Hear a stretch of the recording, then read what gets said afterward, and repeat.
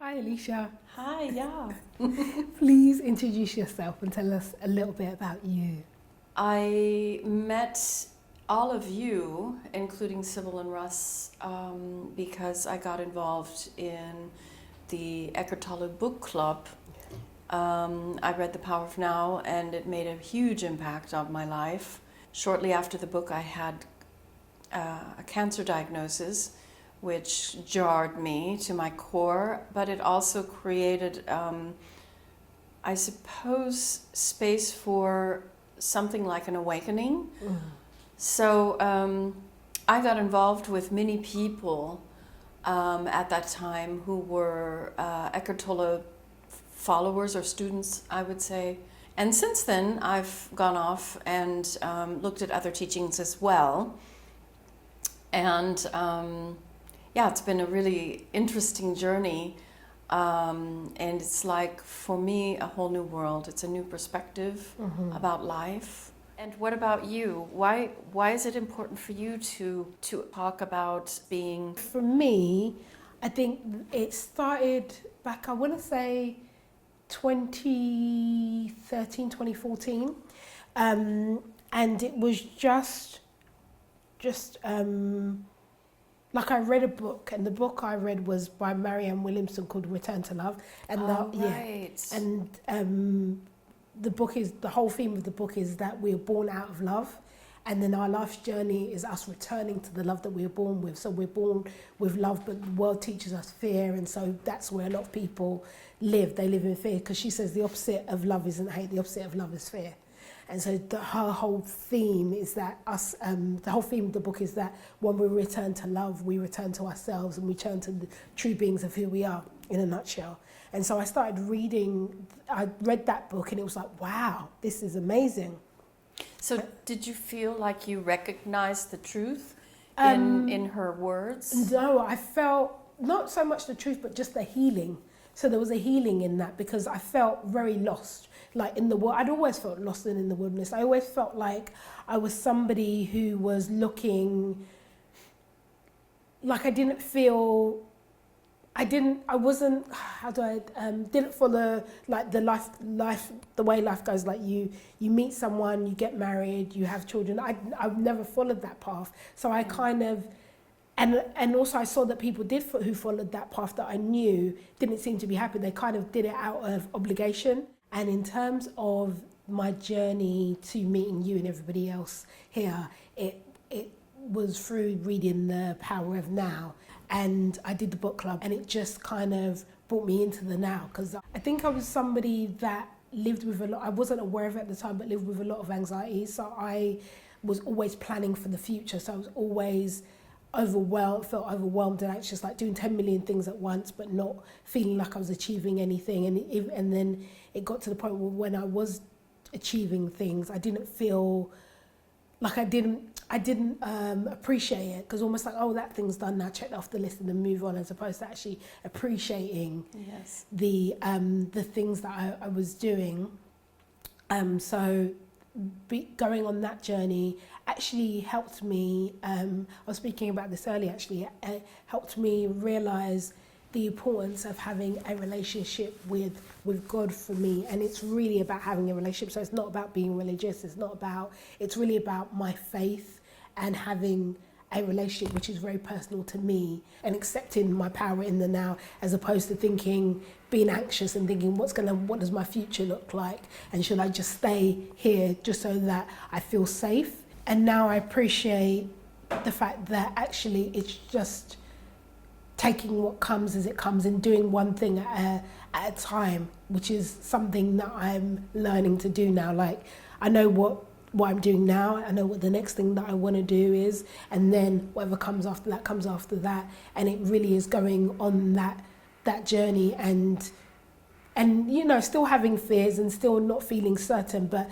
learning to live with a level of uncertainty that I never really have allowed myself to live. I think I have lived with it, but I've not really allowed myself to live. I think it was Gabor Mate who said you have to go through the pain to come out on the other side, you know. And when I went home with my cancer diagnosis, I literally said to myself, I accept it fully. I had read The Power of Now, and I had read a lot about the concept of acceptance and surrender. And that was elementary, I think, for me to have this experience, because I said, all right, I'm going to die. So let's do this. Let me find out what death is about. And it was some months later that I read about Rahamana Maharshi. Also had this terrifying experience of death. Oh, near death? And he was quite young, and he laid himself out on the floor with his arms wide open. And he went into this death experience. And even though nobody had given him a death sentence like they had given me, he also had a really profound experience, because he opened himself and surrendered to death. And not just the concept of death, but to his own human death, his vulnerability. And there's a lot of power in that. And I think that's what a lot of people don't realize, is that there's such power in vulnerability.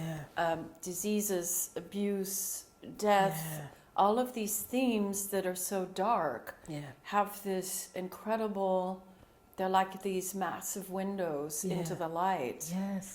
And I think you almost do have to go through them to reach the other side, and to know that there is no fear. You keep saying there's nothing to be afraid of. And I say that all the time. There's nothing to be afraid of. No, I agree with you 1,000%. And I think what you were saying earlier is, as children, we allow ourselves to fantasize, and we see, and we allow the brilliance of our mind just to be. And because we're taught fear, that fantasy becomes smaller and smaller and smaller and smaller and smaller and smaller and smaller. And even to the point where when people think about fantasy, it's almost like it's not real. So what did you fantasize about? Or you're fantasizing. And so we don't allow things to be real. So we live in the fear of that. And I think when we allow ourselves just to be, you realize actually there really are no limits, and there's no limits in terms of like what we ask for. There's no limits in terms of what we want for ourselves, but we have to believe that. And I think when you're taught to live in fear, you're taught to believe in the fear first before you're taught to believe in the possibilities. And when you're in a position to be able to really embrace that, you can realize, wow, there's nothing that we can't do. There's nothing that, if we let go of, and it's not even letting go of the fear, it's just understanding that fear exists anyway. So just kind of do the things, just be in the moment, and just process, and like you said, just go through it. And as you go through it, you realize, oh my gosh, these are opportunities that I wouldn't have had before. These are things that I wouldn't have known about before, because that's where the healing is. I think the thing that's helped me more than anything else is being able then to impart that knowledge on people like my niece, because she gets anxious a lot as well. And so she's very much like me in the sense that it should be like this, it should be like this. And it's like, no, it shouldn't. It should just be the way it is. And you'll figure it out as you go.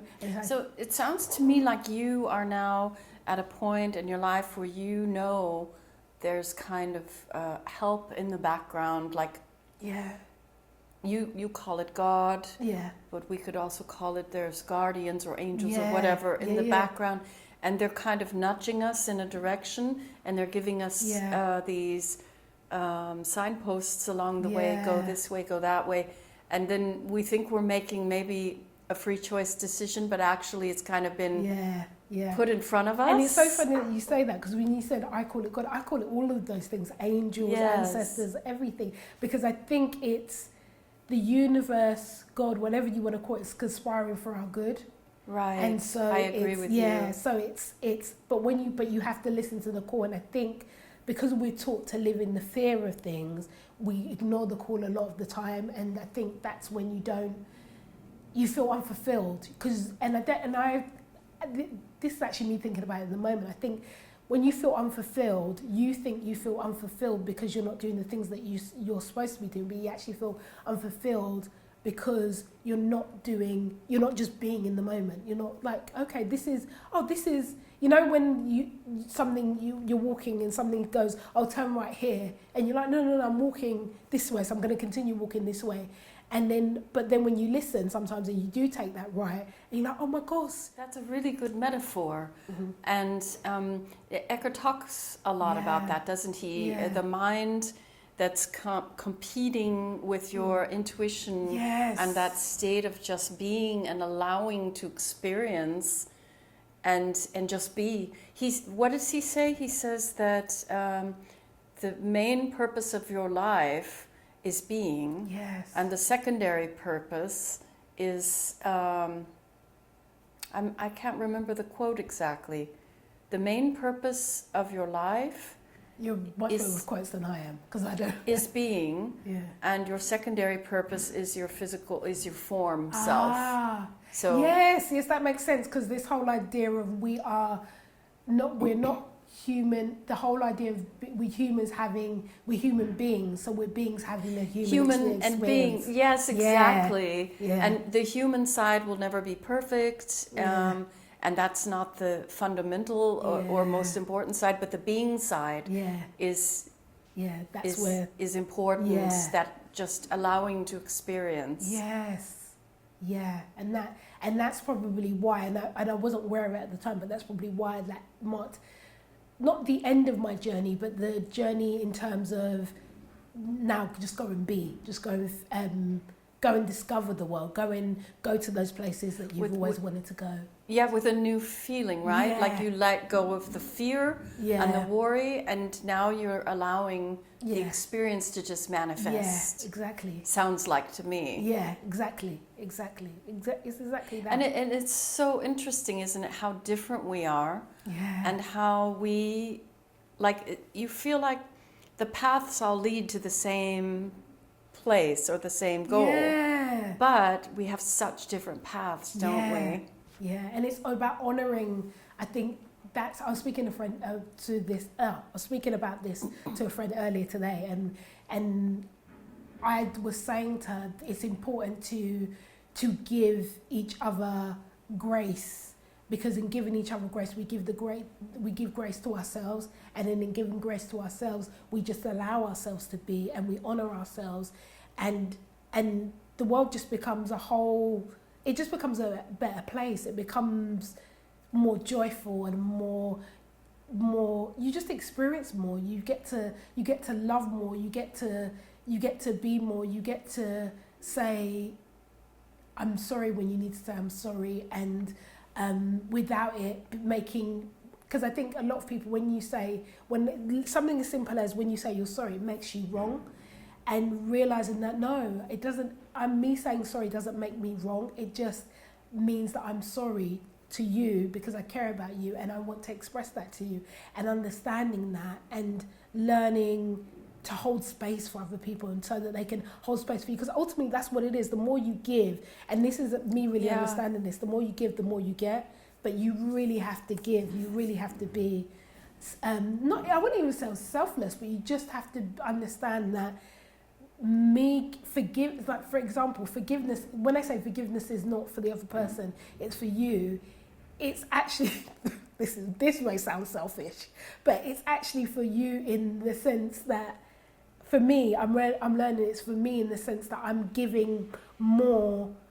That's what I'm going to get more back than what I'm giving. So if I forgive you, then what I'm allowing is that grace, that cycle of grace to happen. So then where somebody needs to forgive me, they're able to do that too, because you're like releasing. When you forgive, you are not only forgiving that person for any wrongdoing, but you're also allowing yourself to let go of that negativity. Yes. And it frees you, doesn't it? It's so freeing and liberating. Yeah. And then you realize the gift that you give to yourself by forgiving. Yes, exactly. And it feels awesome. Yes, it does. It really, really does. You know, the whole concept of we already know everything, and, you know, our whole worldview is based on Newtonian physics. and yet we're leaving out the whole question of consciousness. Where does Yeah. consciousness come from? Yeah, it's true. And it's similar to the question of what are we doing here? Who are we? Yeah. Why do we exist? So the whole idea that the brain produces consciousness is kind of actually silly, because something physical can't create something that's fundamental. Yeah. For me, it makes no sense. And the Yeah. more I read about this subject, the more I realize there's very little that we actually do know. Yeah. And this whole question of quantum physics and quantum particles, and it leaves this huge gap where, Yeah. you have this gap between spirituality and science, Yeah. and how the two actually coexist and validate one another, Yeah. actually. Yeah. And we're not there yet. Science isn't there yet, but there's a lot of great scientists out there proving that consciousness is fundamental, Yeah. and that it's not produced by the brain, Yeah. and that the brain is more or less a receiver, Yeah. kind of tuning into different frequencies in Yeah. these dimensions. And it's really, really fascinating. Yeah. If you start reading all the literature about it, you realize why people like you and I are asking questions Yeah. about who are we, where did we come from, where are we Yeah. going. There's also very beautiful books out there about people who remember, pre-birth experiences, Yeah. not just near-death experiences, but also in between birth Yeah. experiences. I mean, there's a lot out there if you're open to it. And the beauty of it is that the internet has allowed us to really discover at a much faster speed Yeah. all of these subjects and all of these people who are out there doing this interesting work, especially the scientists who are bridging this gap between spirituality, consciousness, and science. Yeah. There's a quote that I heard, and it's similar to what you were saying, and it's the more we know, the more we realize we know nothing at all. Exactly. And I think the more we embrace that and just allow ourselves to be, the possibilities are truly, truly, truly endless. And it's quite exciting, isn't Yeah. it? I mean, it's nice not to know everything. Yeah, it is. The Once you embrace it, possibilities. yeah. Once you let go of needing to be in control and understand that it's just anything is possible. I totally agree. It's really exciting. And the more you discover, the more exciting it becomes. I mean, for me, Eckhart Tolle was the doorway that opened me up to all of this. Yeah. For me, now I know we don't die and there's nothing to be afraid of. But I can't tell you exactly what else is out there or where the journey continues from here. I have no idea, but I'm no longer afraid, and that's such a blessing. I'm so grateful Yes. for it. Yeah. Yeah. Oh, thank you.